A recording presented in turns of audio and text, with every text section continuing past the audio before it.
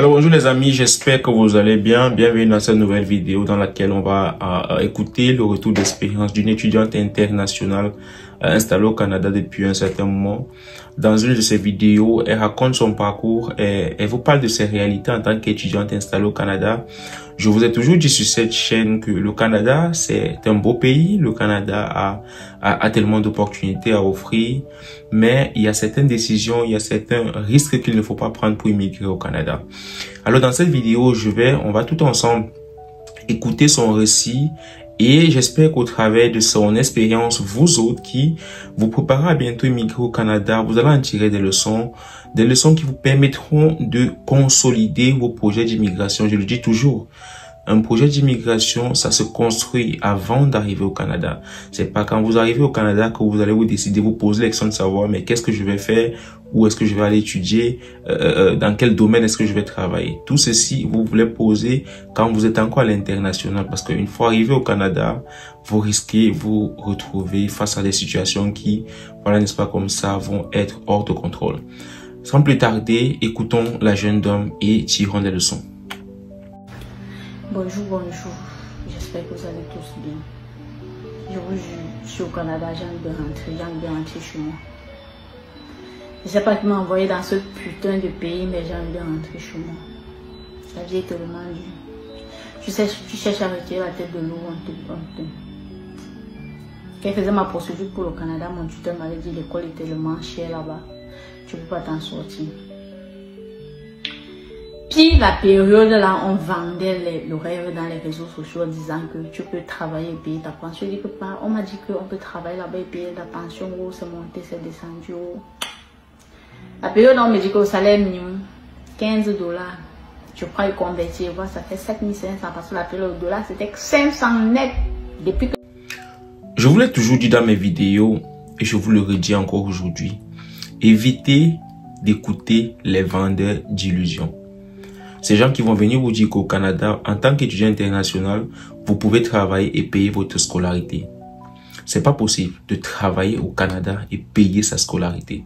La scolarité au Canada pour un étudiant international, c'est énormément d'argent. C'est énormément d'argent. Vous allez travailler combien? Déjà, l'étudiant international, à ce que je sache, travaille maximum 24 heures par semaine. Quand vous faites le calcul, est-ce que vous pensez qu'en travaillant 24 heures par semaine, vous serez capable de payer des scolarités allant jusqu'à 20, 30, 50 000 $ canadiens? D'aucuns payent au Canada 30 000 $ canadiens par semestre. Un semestre, c'est 4 mois. Est-ce que vous pensez qu'en 4 mois, vous pouvez travailler 30 000 $ canadiens? Est-ce que vous pensez qu'en 4 mois, vous pouvez travailler 20 000 ou 10 000 ou même 10 000 $ canadiens?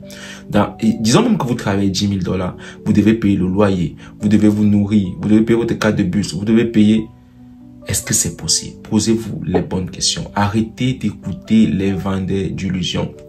Je le dis toujours, le statut d'étudiant international au Canada, c'est pour ceux qui ne souffrent pas. C'est pour ceux qui ont les moyens, ceux qui ont les moyens de leur politique. C'est pour ces parents-là qui n'ont pas besoin que leur enfant travaille pour pouvoir payer leur scolarité. C'est pour ces parents-là qui ont assez de ressources pour payer la scolarité de leurs enfants de la première année jusqu'à la dernière année. Si vos parents ne sont pas sûrs de pouvoir payer votre scolarité de la première à la dernière année, réfléchissez encore pas 2 fois. C'est très important parce que au Canada, l'école, les études, c'est difficile. Ça veut dire, si vous devez en même temps trouver le temps d'aller travailler et le temps d'étudier, vous n'allez pas vous en sortir. Soit vous devez travailler, soit vous allez étudier. Parce que les laboratoires, les travails de groupe, et si vous ne contribuez pas dans un travail de groupe, vos camarades vont vous trahir. Ils vont pas mettre votre nom dans le rapport. Et vous n'aurez pas de bonnes notes. Si vous n'avez pas de bonnes notes, vous allez échouer la matière. Si vous échouez la matière, vous échouez un certain nombre de matières, on vous retire du programme. Alors pourquoi payer la scolarité si au bout du compte, vous n'étudiez pas? Alors, chers parents, faites très attention quand vous voulez envoyer vos enfants au Canada. Depuis que je suis au Canada, le dollar n'a plus jamais touché 500 francs. Je suis restée comme ça. Chaque jour, je me bats. J'aime de rentrer, je vous jure. Quand je venais au Canada, c'est Dieu. Je croyais qu'il devait faire même 2 ans ça, j'achète mon terrain au pays. Depuis que je suis arrivée au Canada, tu me tapes maintenance là. tu me tirais sur le boudon qui est là-bas dehors là. Même $1 ne sort pas de mon corps, je suis plutôt endettée. C'est dur.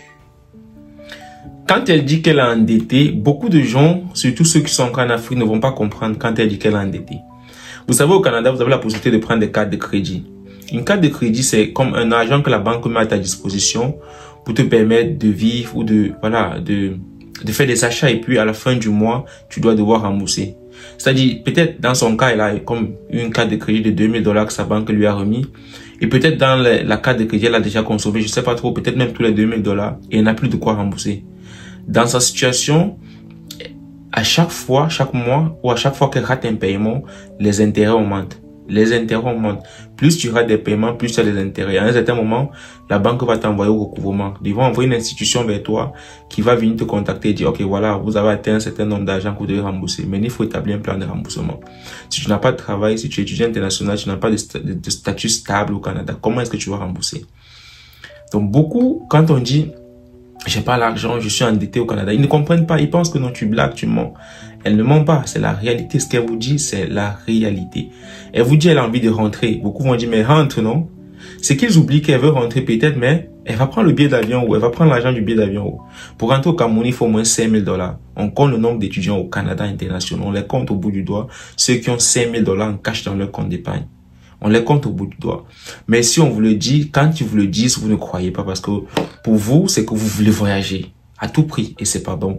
Et c'est ça qui met beaucoup d'étudiants dans les problèmes. C'est ça qui nous met dans les problèmes parce que je parle par exemple pour moi, à un certain moment de ma vie, je voulais juste voyager. Tout ce que je voulais, c'est sortir du pays. C'était juste, je voulais juste sortir du pays, qu'importe. Même s'il fallait aller dormir dans les rues. Mais seulement, à un certain moment, il faut prendre des bonnes décisions. C'est dur. Je vous jure, quand j'ai quitté le pays, c'était 2 ans. J'avais mes lieux là. Je vais aller à Kribi, je vais acheter le terrain. Je vais aller au village, je vais acheter le terrain. Je vais aller à Douala, je vais acheter le terrain. La vie ici là comme ça me laisse pas. J'ai tellement de problèmes. Tu appelles comme ça là. Tu expliques ton problème. Les gars pensent que tu es en train de jouer. Et pourtant ça te ronge. Ils sont au pays, ils ne comprennent pas. Je sais que quand elle veut poster la vidéo, c'est là comme ça, on va se moquer de moi. Que je suis pendant que vous cotisez, vous me donnez un enfant. C'est pas un beng qui va me faire réussir. Ça, c'est quoi ça? C'est la sorcellerie de quoi que je viens en ça. Tu travailles n'importe comment. Tu n'as pas l'argent. Tu travailles. Alors, à vous, chers parents qui avez des enfants au Canada, vous qui avez envoyé vos enfants étudier au Canada, j'ai un petit conseil à vous donner. Appelez régulièrement vos enfants. Soutenez-les mentalement, soutenez-les psychologiquement. Arrêtez de penser que les enfants que vous avez envoyés au Canada sont un investissement. Parce que beaucoup d'enfants au Canada se retrouvent dans la situation où ils reçoivent tellement de pression du système canadien, de leur école, de leurs parents qui demandent à chaque fois qu'il faut qu'ils envoient quelque chose au pays, de leurs amis même qui à chaque fois disent « Ok, il faut que tu m'envoies quelque chose à la fin du mois ». De leur côté ici, ils vivent un stress que vous ne pouvez pas imaginer. Si vous avez des amis, si vous avez des enfants, si vous avez des connaissances qui vivent à l'étranger, cultivez cette habitude-là de les appeler pour demander comment ils vont, pour prendre de leurs nouvelles. Est-ce qu'ils vont bien? Posez-leur généralement cette question. S'ils vous disent qu'ils vont bien, reposez la question. S'ils disent qu'ils vont bien, reposez encore la question. Demandez-leur d'être honnête avec vous. Et vous verrez que beaucoup de vos enfants, beaucoup de vos amis passent par des situations que vous n'arrivez même pas à imaginer. Vous ne pouvez même pas imaginer ce par quoi ils passent. Mais seulement, ils ne peuvent pas vous en parler parce que quand ils vous en parlent, vous ne croyez pas. Vous ne comprenez pas la gravité de la situation. Alors, faites l'effort de parler avec vos enfants. Faites l'effort de prendre de leurs nouvelles le plus possible. Le plus possible. Prenez autant que possible leurs nouvelles. Sinon, vous allez recevoir de leurs nouvelles à la télévision, à la radio. Faites très attention avec ces enfants-là que vous avez envoyés se rechercher au pays, se chercher à l'international, se chercher au Canada, en Europe et partout dans le monde. Parce que ces enfants-là passent par des situations tellement traumatisantes comme vous ne pouvez même pas imaginer. Vous ne pouvez pas imaginer si vous ne vivez pas cette réalité. Travaille n'importe comment, tu n'as pas l'argent. Tu montes, tu n'as pas l'argent. Tu descends, tu n'as pas l'argent. Et tu es dehors chaque jour. Les gens qui me connaissent comment ils travaillent. Je suis jamais à la maison. Je suis toujours en train de développer un chemin pour avoir l'argent. Des bons chemins, bien sûr. Elle vient de mentionner quelque chose d'assez intéressant. Elle dit, elle est toujours en train de développer des schémas, des bons schémas, bien sûr. Pour ceux qui vont comprendre, il y a plein là dehors. Il y a tellement là dehors qui n'ont plus d'options. Elles se retrouvent en train de faire des choses qui n'ont même, des choses qu'elles n'auraient jamais imaginé faire dans leur vie. Tout ça parce qu'elles doivent survivre. Tout ça parce qu'elles doivent renvoyer l'argent au pays. Tout ça parce que les parents doivent être fiers d'eux. Si vous avez des enfants, filles au Canada, et garçons même, faites très attention. Faites très attention avec les enfants que vous allez avoir à l'international. Vous risquez de perdre vos enfants. Ils risquent de perdre l'éducation que vous avez pris des années à construire en eux. Prenez des nouvelles de vos enfants. Prenez la peine de poser la question à vos enfants. Comment est-ce que tu vas? Est-ce que je peux t'aider? Comment est-ce que je peux t'aider? C'est très important. L'aide n'est pas toujours financière, mais le fait d'appeler quelqu'un, lui dire comment tu vas? Est-ce que tu vas bien? Dis-moi ce qui ne va pas. Cette assistance juste psychologique, mentale là, est tellement importante pour quelqu'un comme elle qui passe dans des situations aussi bizarres. C'est très important. C'est dur. Le gouvernement aussi qui ne veut pas nous laisser. Quand j'arrivais ici à la pension, c'était 20 000 $. Aujourd'hui, je me trouve en train de payer 25 000 $. Je vais m'en sortir.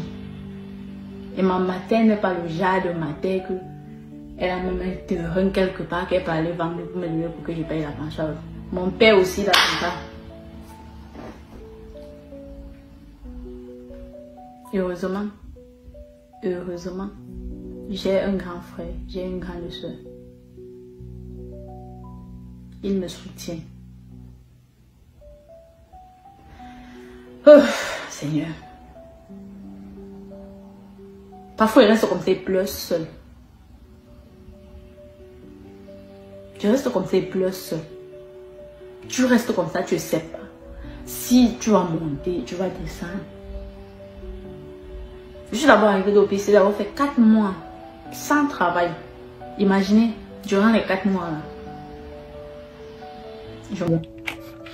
Je tiens ici à mentionner que 4 mois sans trouver de travail, elle est même chanceuse. Je connais des gens, personnellement, des gens qui sont à 1 an au Canada, ils n'ont pas de travail. Ils sont à 1 an au Canada, ils n'ont pas de travail. Et vous pensez qu'ils vivent comment? Ils doivent payer le loyer parce que au Canada, le bailleur ne veut pas savoir si tu travailles ou pas.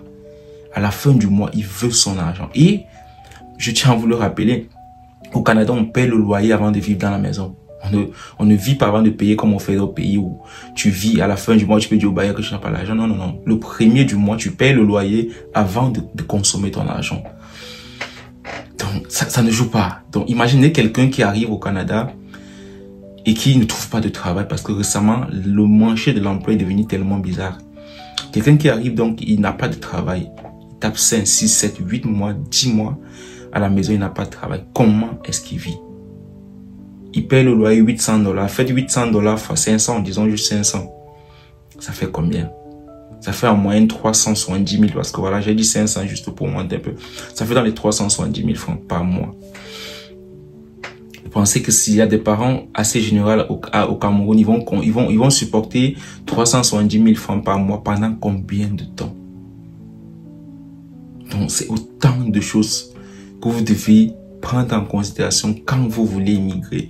Que ce soit au Canada, que ce soit peu importe où vous voulez aller, prenez tous ces paramètres en jeu avant de vous engager dans cette aventure. C'est très important, les amis. Manger quoi? Il paye la maison avec quoi? La vie est dure, maman. C'est maintenant ça qui respecte, non? Quand mon père disait que je n'ai pas 5 francs de 2 du mois comme ça. Moi, avant même que la paye n'arrive, que c'est déjà fini dans mon compte. Donc, quand les horaires sortent comme ça, je pars, je regarde, je dis que ça peut me faire environ comme ça. J'ai à dépenser dans ma tête jusqu'à ce fini. Donc, si je loupe un jour de travail comme ça, je suis foutu. Alors, c'est ça l'entièreté de son retour d'expérience à elle. J'espère que cette vidéo va vous aider à prendre vraiment le taureau par les cornes et vraiment réfléchir, penser votre projet d'immigration, construire votre projet d'immigration. Nous autres, nous n'avons pas eu la chance d'avoir des gens comme celle-ci qui viennent partager cette expérience. Nous n'avons pas eu des gens comme moi sur cette chaîne qui essaient de partager des expériences qui vous donnent la réalité du terrain, qui ne vous donnent pas seulement les bienfaits du Canada, parce que comme je vous l'ai toujours dit, le Canada est un pays extraordinaire. Croyez-moi les amis. Le Canada est un pays extraordinaire. Un pays où si peu importe le rêve que tu as, tu peux le réaliser. Peu importe le rêve que tu as, tu peux le réaliser. Je pèse mes mots. Mais seulement, il faut que tu penses ton projet d'immigration avant d'arriver au Canada. N'arrive pas au Canada avant de vouloir réfléchir. Le tout n'est pas d'arriver au Canada, mais c'est comment tu arrives au Canada. Alors les amis, je ne vais pas faire très longue vidéo. Pour vous qui me découvrez au travers de cette chaîne, moi c'est Franck. Je suis installé au Canada depuis bientôt 2 ans. Sur cette chaîne, je partage avec vous des vidéos comme celle-ci. Je partage avec vous mon expérience du Canada.